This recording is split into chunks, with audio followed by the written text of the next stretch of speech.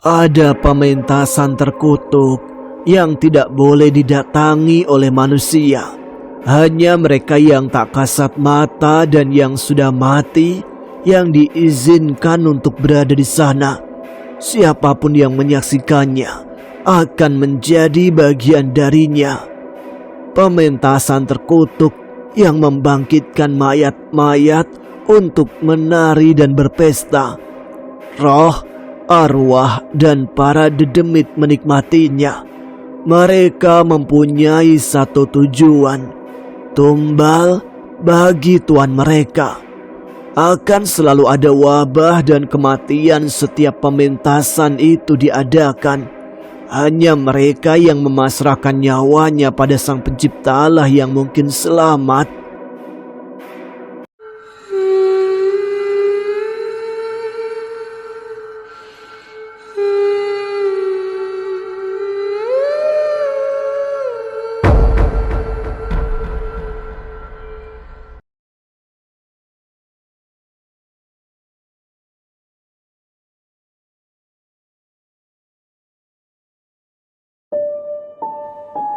Assalamualaikum warahmatullahi wabarakatuh. Jumpa lagi dengan saya Tama dalam Ada Apa Gerangan 2. Bagaimana kabar kalian? Semoga selalu diberikan kesehatan dan juga rezeki yang cukup. Kembali di Ada Apa Gerangan 2, di mana di sini saya akan khusus membacakan cerita-cerita mistis bersambung. Dan kita lanjutkan kembali cerita yang ditulis oleh Dioseta yang berjudul Pagelaran Sewu Lelembut. Nah, seperti apa perjuangan Danan dan juga Cahyo nantinya untuk menggagalkan atau mungkin menghadapi sesuatu yang disebut dengan Pagelaran Sewu Lelembut ini? Langsung saja kita simak kelanjutannya. Teman-teman, ada apa gerangan?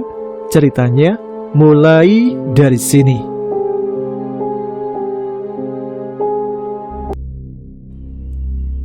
Jawa Timur 1920. Di satu malam, seluruh warga desa tertidur dengan nyenyak dalam balutan gelapnya malam. Seorang kakek memasuki desa dengan menarik sebuah gerobak berbau busuk tanpa disadari oleh satupun warga di sana. Kakek itu berjalan dengan percaya diri, seolah yakin bahwa lelapnya warga desa tidak akan terusik olehnya. Dengan susah payah, ia melintasi hutan sambil menarik gerobak aneh itu. Ia membabat hutan sedikit demi sedikit agar gerobaknya dapat melintas.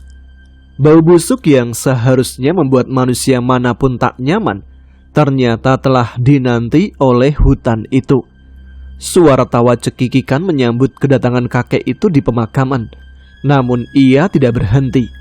Ia terus berjalan hingga menemukan sebuah gua yang tertutupi tanaman-tanaman menjalar. Di gua itulah perjalanannya berakhir. Menjelang subuh, warga desa terbangun dengan suara gong yang menggema dari dalam hutan. Mereka mempertanyakan suara itu, namun tak begitu peduli. Mereka lebih bingung dengan bau aneh yang tiba-tiba tercium di desa mereka. Setelah beberapa saat, warga desa menganggap hal itu sebagai kejadian biasa dan mengacuhkannya ketika bau itu tidak lagi tercium. Mereka lebih memilih untuk sibuk mengurus ladang dan ternak mereka masing-masing. Kakek itu menemukan sebuah lempengan batu besar yang menyerupai panggung. Dia pun membuka gerobaknya, dan setumpuk jasad prajurit serta perempuan-perempuan terlihat di sana. Kakek itu seolah sudah tidak peduli dengan bau yang begitu menyengat. Ia menyeret jasad itu satu persatu dan membaringkannya berjejer di panggung batu itu. Senyum yang lebar terukir di mulut sang kakek. Kita akan bersenang-senang sekali lagi. Semenjak saat itu, ketika warga desa sudah terlelap, suara alat musik pementasan sering terdengar dari tengah hutan. Setiap suara itu terdengar, bau busuk menyebar ke seluruh desa. Tak sedikit warga yang terbangun, bahkan saat pagi datang, bau itu masih tercium. Menganggap kejadian itu bukan perkara besar, warga desa pun berusaha tidak menghiraukannya. Sampai suatu malam, hal yang tidak mereka bayangkan terjadi. Pertama kalinya, warga desa melihat bulan purnama merah yang menerangi langit desa saat itu. Sekali lagi, bau busuk tercium dengan begitu pekat dan seluruh ternak gelisah saling bersahutan. "Masuk ke rumah, tutup pintu dan jendela. Jangan ada yang keluar rumah apapun yang terjadi." Sesepuh desa yang dipanggil dengan nama Mbah Tanggir menyadari bencana yang berada di luar kemampuannya. "Apapun yang terjadi, jangan keluar, meskipun mati sekalipun, atau kita akan menjadi bagian dari mereka." Raut wajah bingung tersirat di seluruh warga desa. Namun Mbah Tanggir tidak berkata apapun lagi dan meninggalkan warga desa untuk masuk ke dalam hutan. Ada bayangan makhluk hitam bermata merah yang melebihi tinggi pepohonan hutan di sana. Warga yang merasa tak mampu melakukan apapun hanya mampu mengikuti perintah Mbah Tanggir dengan mengunci diri di rumah. Mereka hanya berbekal bacaan doa-doa yang pernah ditinggalkan oleh seorang ulama yang pernah menetap beberapa lama di desa itu. Yang terjadi di malam itu melebihi semua mimpi buruk yang pernah dialami oleh warga desa. Langit memerah, suara gending yang begitu kelam terdengar bersamaan dengan bau menyengat yang menyelimuti desa.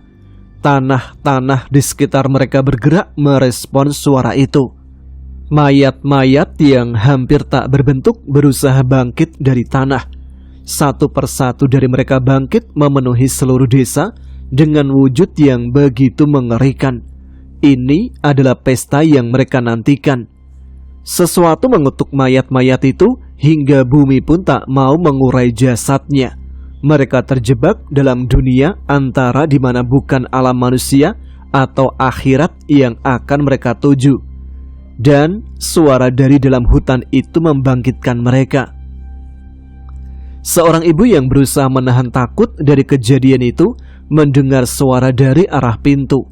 Ia menduga mayat-mayat itu mencoba masuk ke dalam rumahnya.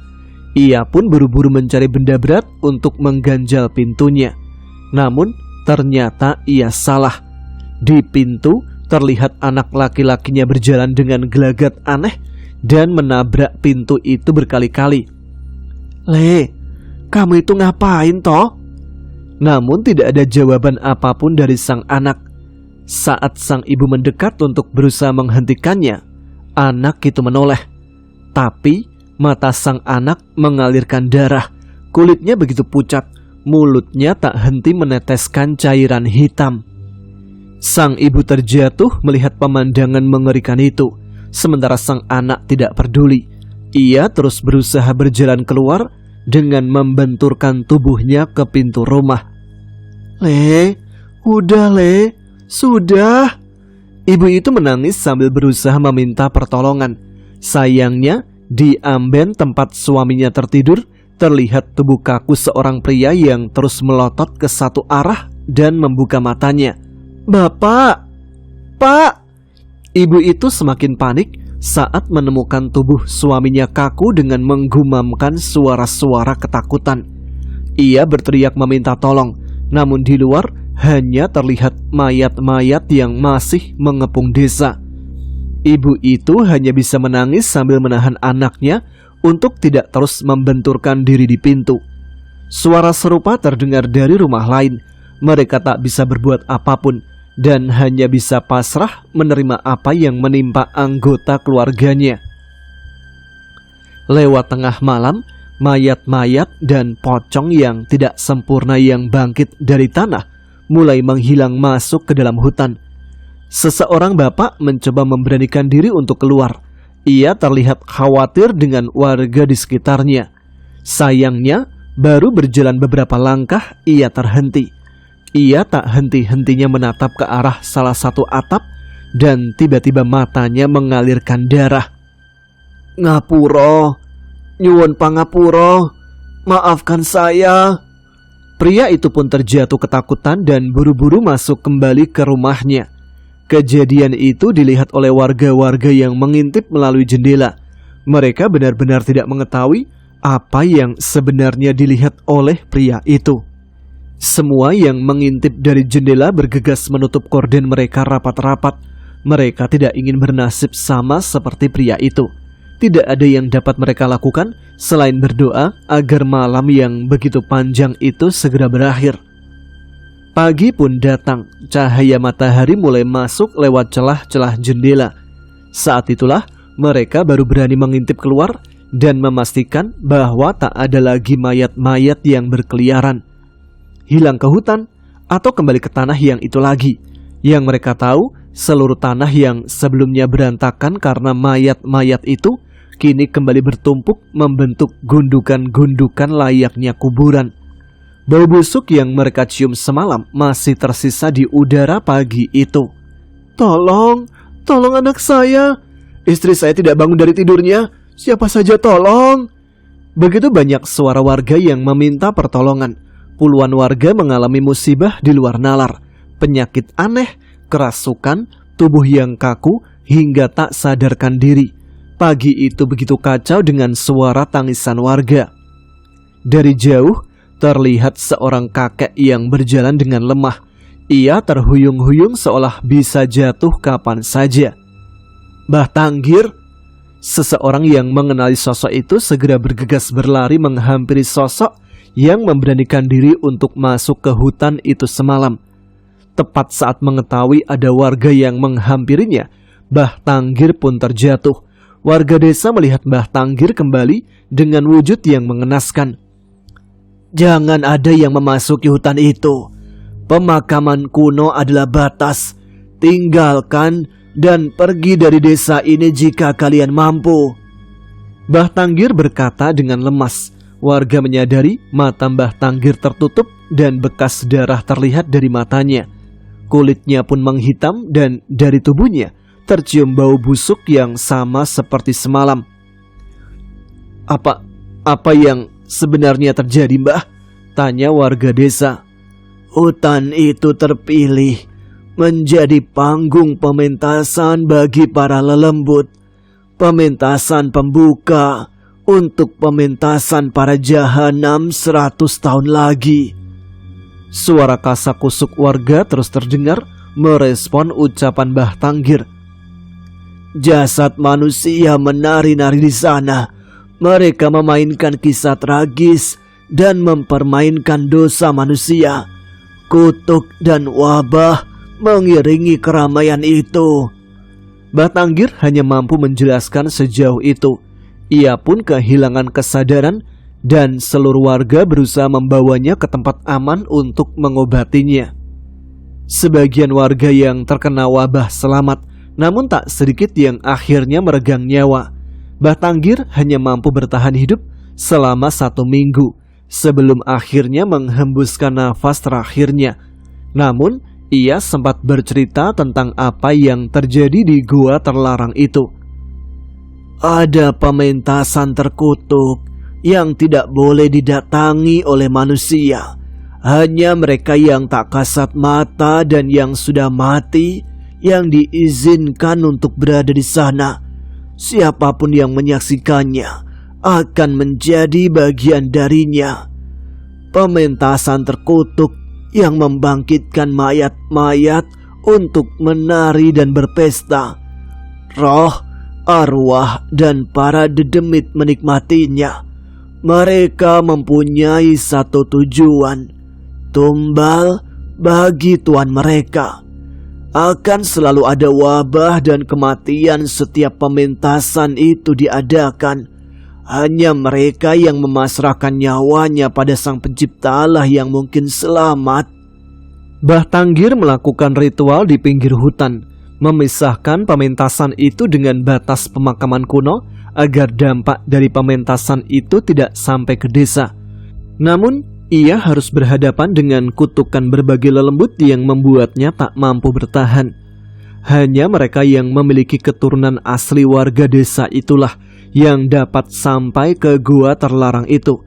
Kelak mereka yang akan membawa orang-orang yang mampu menghentikan pementasan terkutuk itu untuk selamanya. Pementasan yang mereka sebut dengan nama Darang, Wayang Lemah Mayit.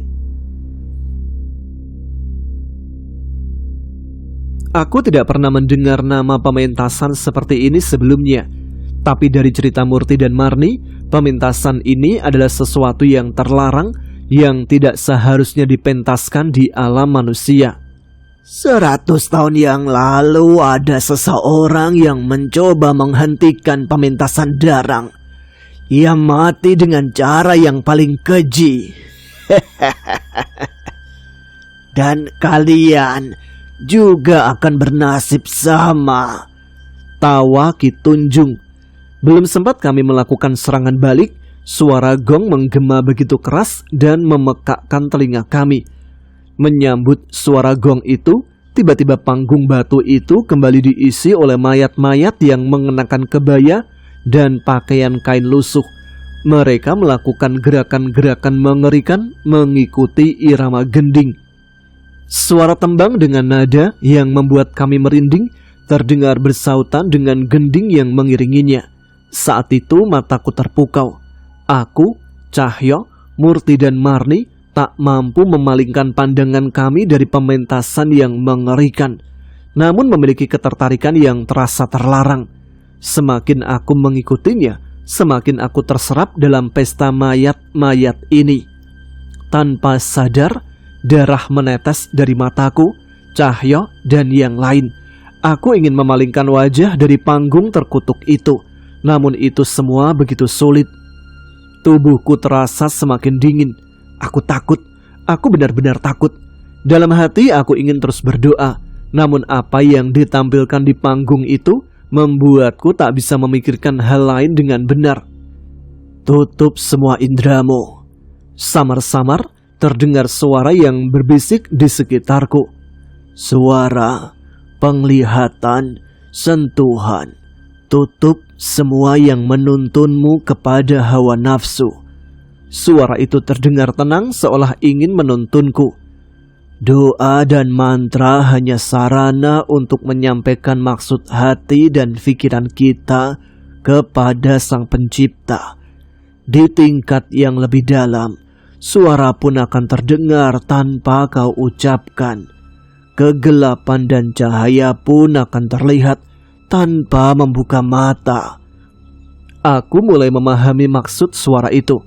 Kami tak mampu berpaling dari pementasan itu karena Ki Tunjung dan wayang mayatnya memainkan permainan yang memuaskan nafsu setiap indera manusia dengan cara yang tak bisa dibayangkan oleh manusia. Saat itu, aku teringat bagaimana Bapak melatihku untuk tidak mengandalkan penglihatanku. Ia pun mengajarkanku melepas ketergantunganku pada tubuh manusia untuk bisa mencapai keikhlasan yang menuntun setiap doaku. Mungkin itulah yang dimaksud oleh suara itu. Aku pun memaksa menutup mataku yang berkubang darah. Sisa pikiranku kuarahkan ke kegelapan pekat yang membimbing ke dalam ketenangan. Suara gending dan pementasan itu perlahan mulai meredup dan hilang. Hawa dingin dan rasa sakit pun mulai tak lagi kurasakan. Hanya gelap dan hingga semua perasaanku pun mulai lenyap. Ini tenang, namun sekaligus mengerikan. Bagus. Sekarang wujudkan doamu tanpa kata. Sampaikan hasratmu dengan hati. Saat itu, aku merasa semua doa-doa yang ingin kuucapkan terbentuk menjadi sebuah rasa. Hasratku saat itu adalah keselamatan Cahyo, Murti, dan Murni. Dan saat itulah aku merasakan ada cahaya dan kehangatan di tempat seharusnya mereka berada. Kuasailah. Amalan ini mungkin yang bisa menyelamatkan kalian nanti. Suara itu mulai meredup. Saat itu aku memutuskan untuk membuka mata dan melihat Cahyo, Murti, dan Marni yang tak terpengaruh lagi dengan pementasan itu. Mereka sedang berusaha menguasai kesadarannya sendiri. Danan, apa yang kau lakukan? Tanya Cahyo. Suara kakek itu yang membimbingku. Aku menoleh ke berbagai arah mencari asal suara tadi. Saat itu Marni terpaku pada satu arah. Mas Murti, kakek itu? Iya, Mas juga ngerasa dekat sama roh kakek itu. Mereka tak berkata lebih dari itu. Sepertinya seandainya kami lolos dari pementasan mengerikan ini, aku harus mempertanyakan hal itu pada mereka. Aku harus berterima kasih. Nan, kamu bisa mengalihkan setan-setan ini? Sepertinya aku harus menghentikan dia. Cahyo merujuk ke arah Ki Tunjung yang duduk di kursi dalangnya sambil melakukan pergerakan aneh dan mengalunkan tembang dengan bahasa yang tidak kami mengerti. Sepertinya bisa. Aku menatap tanganku dan mengingat ajaran kakek tadi. Seandainya aku bisa mengendalikan indraku, mungkin serangan yang merepotkan Cahyo tadi bisa kutangani. Kliwon, jaga Murti dan Marni, perintah Cahyo, yang sepertinya juga sudah mempelajari sesuatu. Ia tidak begitu saja membabi buta di panggung mengerikan itu. Ia melompat ke puncak pohon tertinggi dan mengawasi sekelilingnya. Cahaya bulan purnama saat itu menerangi Cahyo, namun yang terbiaskan adalah cahaya Wanasura yang merasuk dalam dirinya. Keberadaan Cahyo disadari oleh mayat-mayat hidup yang mengepungnya tadi. Mereka mengincar Cahyo, namun kali ini aku melemparkan keris raga sukma dan membuatnya melayang menembus jantung mereka satu persatu. Kalian dikutuk. Mayat-mayat itu kembali bangkit. Sekali lagi suara melengking, bau menyengat dan rasa sakit yang aneh mulai kurasakan. Aku menoleh ke arah Cahyo. Sepertinya menjauh ke atas pohon adalah caranya untuk tidak terpengaruh oleh kutukan mayat-mayat ini. Aku percaya ia akan melakukan sesuatu. Terlihat ia sedang memfokuskan dirinya pada sesuatu. Jika Bara bisa menggunakan wayangnya untuk mewujudkan Jogorawu, maka aku juga bisa mewujudkanmu sesaat dengan bayangan rembulan ini, Wanasura. Cahyo melibatkan sarungnya di leher sambil menyatukan seluruh kesadarannya dengan Wanasura.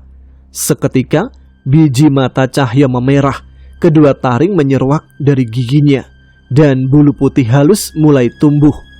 Suara Wanasura terdengar mengaum dari mulut Cahyo. Aku mulai panik.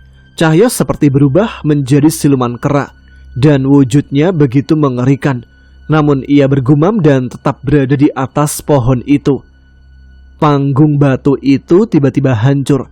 Aku menoleh dan sosok bayangan hitam berwujud Wanasura berdiri bagai raksasa yang ingin melumat pertunjukan itu. Brengsek, bagaimana makhluk sakral ini bisa di sini? Ternyata kalian bukan manusia biasa. Ki Tunjung merasa menyesal meremehkan kami. Bayangan Wanasura itu mengamuk. Ia menumbangkan pepohonan untuk menghalangi pementasan yang akan diulang itu. Namun Ki Tunjung tidak diam. Ia memukul dodokan dan menoleh ke arah demit yang sudah tadi hanya menonton pementasan. Siapa yang ingin menonton harus ikut membunuh manusia-manusia yang tidak diundang. Saat itu, seketika setan-setan yang berkumpul menyaksikan pementasan darang itu mengincar kami. Roh-roh yang merasuk ke mayat di panggung merasuk ke tubuh Ki Tunjung dan membuat kekuatan hitam menyelimuti tubuhnya. Tubuhnya membesar dengan kulit-kulitnya yang robek. Matanya tak lagi terlihat seperti mata manusia. Aku hampir panik dengan situasi ini. Namun sekelebat ada selendang yang melayang di antara setan-setan itu. Ada sedikit bau yang kukenal dari benda itu. Sebelum setan-setan itu sempat menyerang kami, aku membuka sebuah botol kecil yang pernah diberikan Gama kepadaku. Bau itu adalah bau yang sama dengan wewangian yang diwariskan Kilang Samana pada Gama. Bau itu menyebar ke sekitar kami dan membuat roh-roh di sekitar kami mulai tenang. Bau sang ulama, gumam Marni. Aku menoleh ke arah Marni. Seperti yang kuduga, sosok ulama yang pernah meruat desa ini adalah Kilang Samana. Tak kusangka, walau hidup di zaman yang berbeda, ia tetap menolong kami. Bau ini, harusnya ulama keparat itu sudah menghilang, sudah mati, umpat Ki Tunjung. Mati? Kalianlah yang harus mati. Walau tubuh kalian bisa bangkit berkali-kali, tidak ada sesuatu pun yang hidup dari kalian. Berbeda dengan Kilang Samana, walaupun jasadnya sudah tiada, amal, ilmu kebaikan dan peninggalannya masih membuatnya terus hidup, teriak Cahyo. Saat itu dua kekuatan besar beradu di panggung yang mulai runtuh itu. Wanasura dan Ki Tunjung yang dirasuki roh mayat-mayat itu mengamuk. Saat sudah memastikan roh-roh dan setan di sekitar desa ini mulai tenang dan menghilang perlahan, aku memilih untuk melindungi Marni dan Murti. Kini hanya kekuatan besar itu yang bertarung, bayangan Wanasura dan Ki Tunjung. Sudah selesai, ucapku menenangkan Marni dan Murti. Tapi Ki Tunjung masih begitu mengerikan, ucap Murti.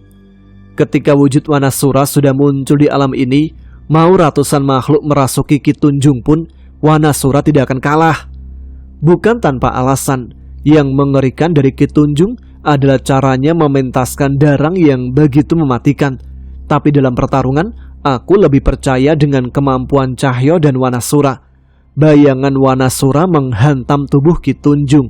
Ia tidak menyerang fisiknya.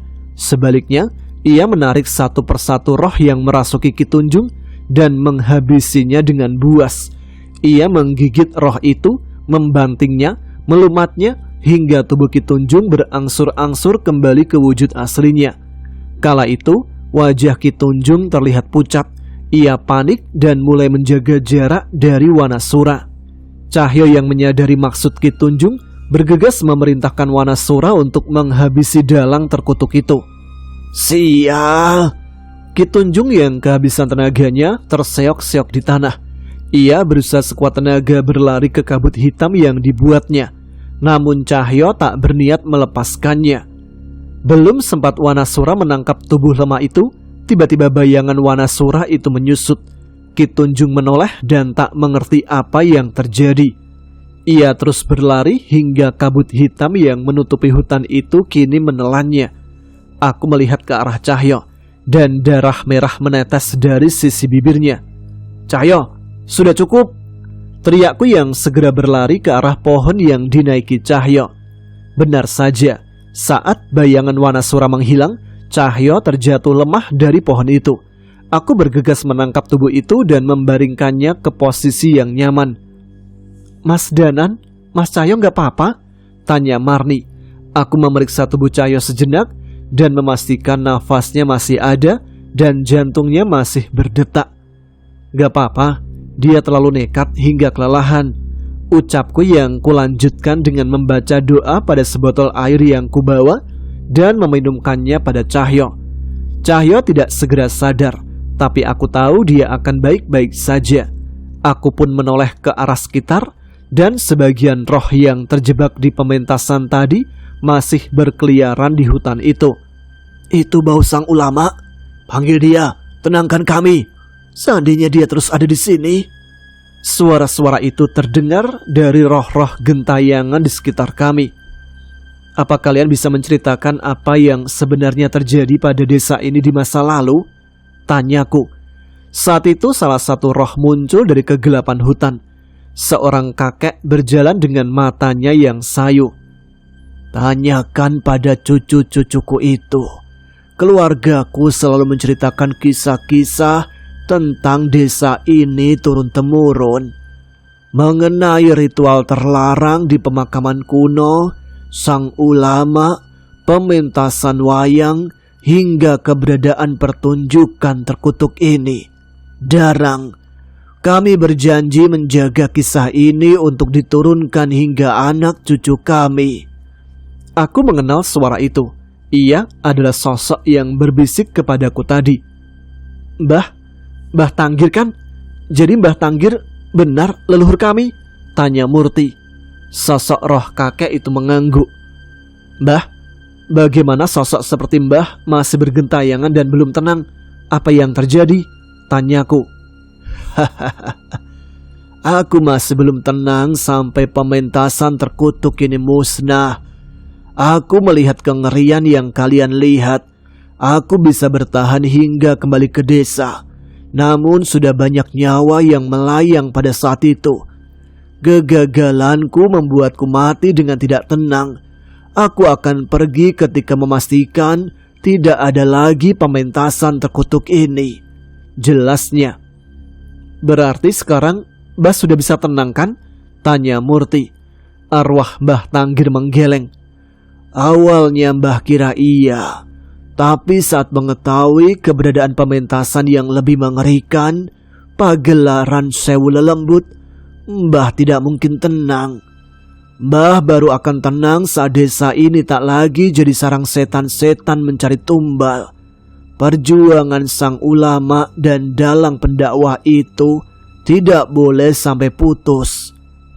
Mendengar ucapan itu, aku pun tidak bisa memaksa apapun. Namun, jika ucapan Mbah Tanggir benar, maka seharusnya ia akan tenang ketika kami berhasil menghentikan Raden Giri Sangkur. Pergilah. Penduduk desa berada di hilir sungai. Mereka membangun tempat sementara untuk mengamankan diri dari makhluk-makhluk itu. Temui mereka, dan apa yang ada di sana mungkin bisa memberi petunjuk pada kalian untuk menghadapi Raden Giri Sangkur. Perintah Mbah Tanggir. Aku mengangguk. Marni dan Murti pun setuju. Sepertinya ia sudah tidak sabar untuk mengetahui keberadaan orang tua mereka. Sosok itu menghilang. Namun aku masih menyempatkan diri untuk membacakan ayat-ayat suci bersama Marni dan Murti untuk menghantarkan roh-roh warga desa yang terjebak dalam kutukan pementasan darang yang pernah terjadi di desa ini. Satu persatu roh-roh itu menghilang. Saat merasa keadaan mulai tenang, aku pun menggendong tubuh Cahyo dan melanjutkan perjalanan ke hilir sungai, tempat di mana seharusnya warga desa mengungsi untuk menyelamatkan diri. Masih mengganjal di pikiranku mengenai ilmu yang Cahyo gunakan barusan. Apa ia mempelajarinya dari semesta bara, atau pengaruh bulan purnama yang membuatnya mampu menciptakan bayangan Wanasura sebesar itu? Semoga saja Cahyo tidak perlu melakukan ilmu seperti itu lagi. Suara air yang mengalir dan hangatnya matahari pagi membuatku tersadar dari istirahat singkat di sisi sungai. Kami memutuskan untuk beristirahat sejenak sambil menunggu pagi untuk melanjutkan perjalanan. Menurut Murti, butuh beberapa jam jalan menanjak untuk sampai ke hilir sungai. Kamu gak apa-apa, Tonan? Cahyo sudah terbangun lebih dulu dan duduk di dekatku sambil memakan pisang bersama Kliwon. Dak kebalik, kamu loh yang nekat manggil Wanasura pakai cara begitu sampai pingsan. Ucapku yang merebut botol air dari Cahyo dan meminumnya. Enggak, Nan. Yang terjadi sama aku enggak seberapa. Waktu ada cahaya yang menyelimutiku, Marni dan Murti, aku langsung tahu bahwa itu ulahmu. Tapi cahaya itu enggak ada di tubuhmu. Saat itu, kamu seperti mati. Jelas Cahyo. Menurut Cahyo, ia melihat warna kulitku memucat, bibirku menghitam, dan ia tak merasakan aura kehidupan pada tubuhku. Itu jauh berbeda dibanding saat kamu Meraga Sukma meninggalkan tubuhmu, tambahnya. Kamu bercanda, Jul. Gak gitu kok. Balasku ingin menjelaskan apa yang terjadi. Benar, Mas. Aku juga ngelihat sendiri. Aku sempat mengira Mas Danan sudah meninggal. Tak terasa apapun dari Mas Danan, ucap Murti. Aku menghela nafas. Sepertinya aku harus menjelaskan semua agar mereka tidak khawatir. Saat itu, aku sedang melepas semua panca indera kunjul, fase di mana hal duniawi tak menyentuh batin, dan doa bisa tersampaikan tanpa kata. Itulah caraku memohon perlindungan pada Tuhan untuk melindungi kalian. Jelasku. Aku mulai mengerti setelahnya, Nan. Tapi tetap saja, harusnya kamu sadar. Titik terdekat antara manusia dan Tuhan itu apa? Aku merenungkan sejenak apa yang dipertanyakan oleh Cahyo. Doa adalah cara kita semakin dekat dengan Sang Pencipta. Namun aku yakin Cahyo punya maksud lain. Kematian, Nan. Kamu ada di titik di mana doa tersampaikan tanpa kata. Seluruh indera di tubuhmu tak lagi mengganggu keintimanmu. Sedikit saja kamu melakukan kesalahan, kamu gak lagi di sini, Nan. Aku terkejut mendengar penjelasan Cahyo. Apa separah itu keadaanku? Itu bukan ilmu atau ajian. Itu adalah amalan sakral dari puncak spiritual manusia. Aku yakin kita belum pantas berada di titik itu, tambah Cahyo. Aku setuju dengan ucapan Cahyo. Saat mengetahui keadaanku saat itu dari Cahyo, aku merasa titik yang kucapai saat itu adalah sesuatu yang tak bisa kulakukan seenaknya. Itu bukan mantra leluhur Sambara, bukan juga ajian yang diturunkan Bapak. Itu adalah amalan yang membawaku pada titik di mana tubuh ini melepaskan pengaruhnya demi membawaku ke titik terdekat yang bisa mencapai manusia pada penciptanya. Ya sudah, kita simpan apa yang kita lakukan di tempat itu tadi hanya untuk pertempuran hidup dan mati, ucapku. Setuju, semoga saja waktu seperti itu tidak akan pernah muncul, balas Cahyo. Saat matahari mulai menerangi hutan dengan sempurna, kami pun memulai perjalanan lagi. Hutan di pinggir sungai tidak sekelam hutan di sekitar pemakaman kuno dan gua keramat itu. Kami masih melihat beberapa hewan hutan dan menemukan buah serta biji-bijian sepanjang perjalanan.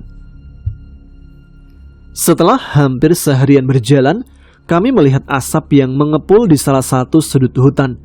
Kami menebak ada yang membuat api unggun atau membakar sesuatu di sana. Itu adalah arah hilir sungai. Kami mempercepat langkah kami untuk mencapai arah itu dan mulai mendengar suara-suara dari arah sana.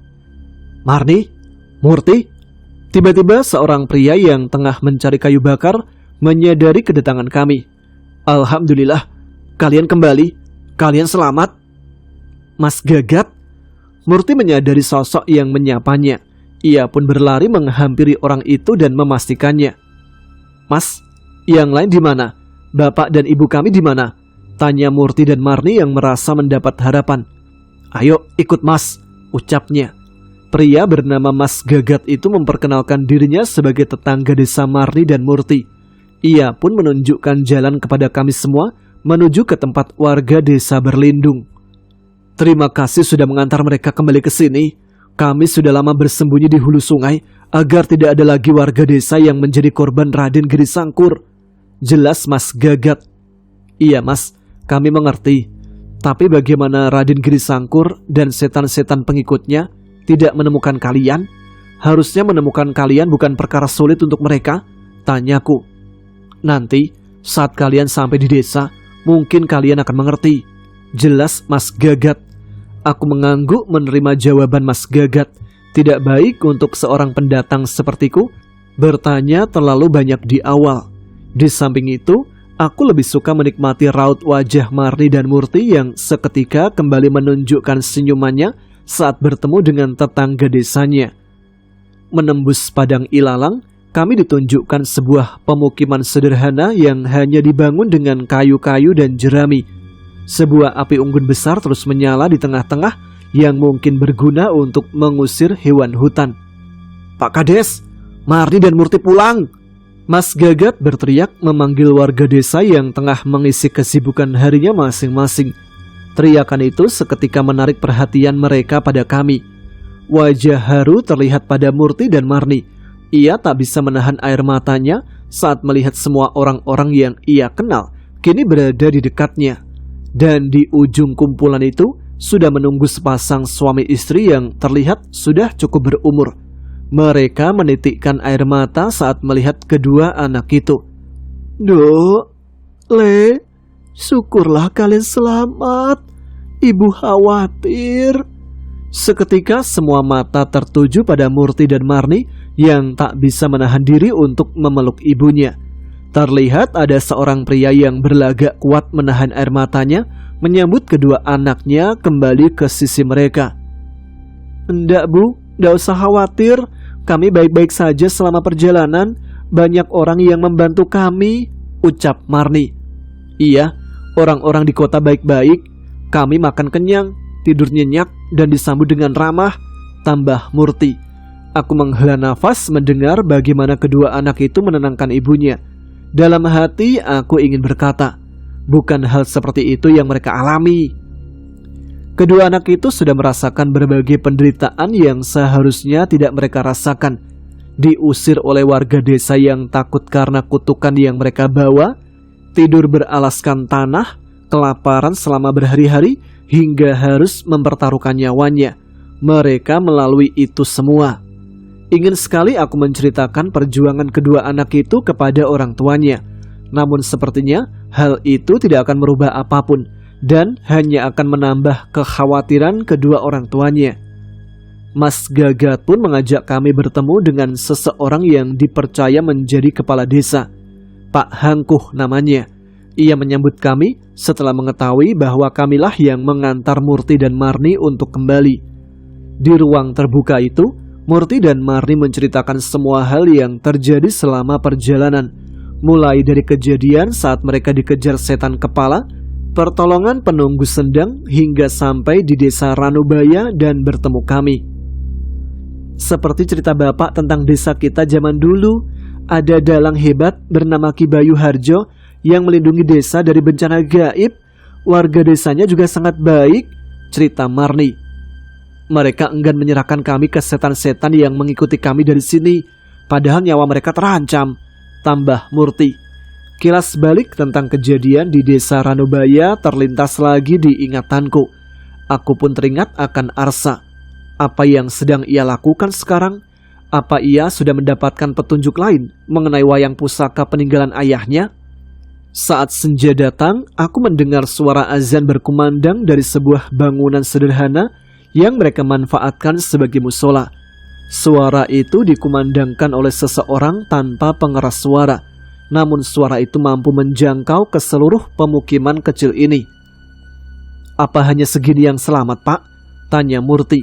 Ayah Murti dan Pak Hangkuh saling bertatapan. Mereka seperti tidak sanggup menceritakan hal yang membuat raut wajah mereka meredup. Saat ini kita cuma bisa pasrah, Le. Setelah satu persatu warga desa dirasuki dan menjadi tumbal, kami menemukan cara untuk bersembunyi di tempat ini. Sayangnya, tempat persembunyian ini pun tidak bisa menolong kita dari kutukan darah desa tumbal. Tepat pada hari ke-100, pagelaran Sewu Lelembut akan diadakan dan kita semua akan menyusul teman-teman kita yang telah pergi lebih dulu. Aku melihat Cahyo mengepalkan tangannya menahan emosi. Aku masih tidak percaya bahwa ikatan darah bisa membawa kutukan hingga seperti ini. Mas Danan dan Mas Cahyo sudah menghancurkan pementasan darang di Gua Keramat. Kita pasti bisa selamat.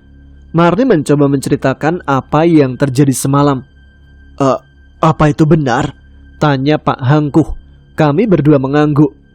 Syukurlah, mungkin kita bisa kembali lagi ke desa setelah ini, ucap ayah Murti. Sayangnya, pementasan darang hanya sarana mereka untuk cari tumbal.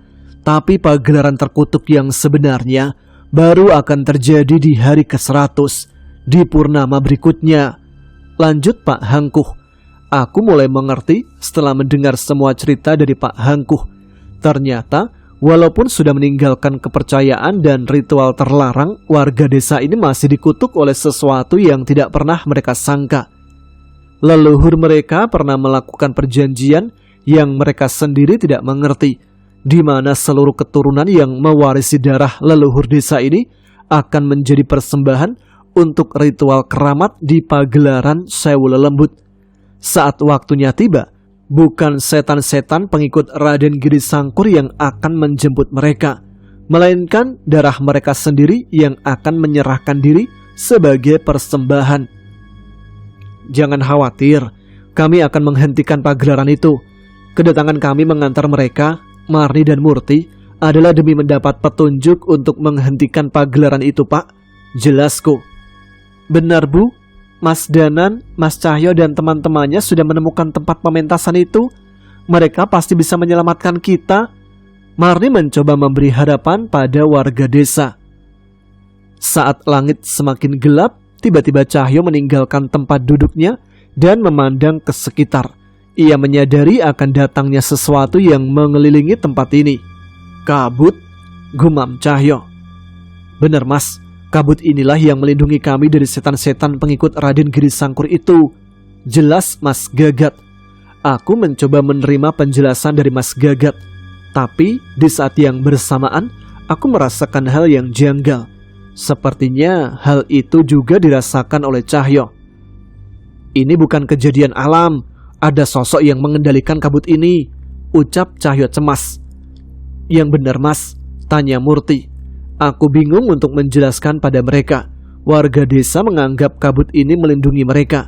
Namun ada kekuatan mengerikan yang terikat dengan kabut ini.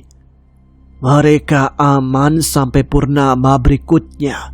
Sang penguasa kabut ini ingin bertemu dengan kalian. Suara bisikan itu terdengar lagi. Itu suara Mbah Tanggir. Aku menoleh ke salah satu sisi dan melihat Mbah Tanggir sudah menanti di ujung hutan. Aku memberi isyarat pada Cahyo dan sepertinya ia bisa mengerti maksudku. Maaf, sepertinya kami sudah mendapat petunjuk atas kedatangan kami. Ada yang harus kami lakukan. Ucapku mencoba untuk pamit dari perbincangan yang seharusnya menjadi panjang itu. Mas Danan mau kemana? Tanya Marni. Aku mengelus kepala Marni agar ia tidak khawatir. Mbah Tanggir ngajak Mas Danan dan Mas Cahyo jalan-jalan. Katanya kalian akan aman di sini. Tenang aja, ucapku. Iya, setelah ini habiskanlah waktu kalian sebaik mungkin bersama ibu dan bapak. Jangan khawatir dengan kutukan 100 hari itu. Kami gak akan membiarkan itu terjadi.